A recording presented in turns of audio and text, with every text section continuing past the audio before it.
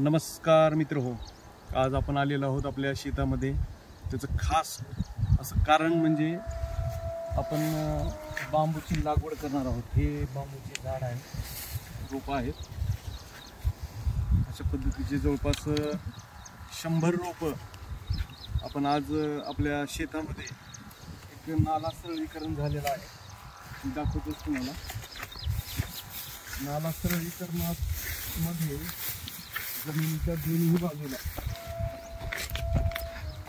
हा हे नाला सरळीकरण झालेला, खोलीकरण झालेला.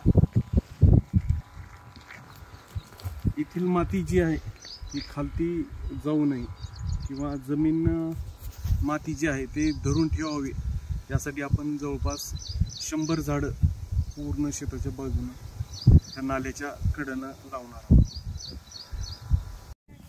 तर मित्रांनो, आपण बांबू लागवड जी आहे ते मारुतीला नारळ फोडून आपण सुरुवात करणार आहोत.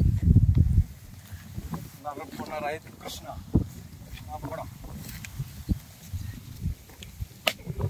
बजरंग बली की जय.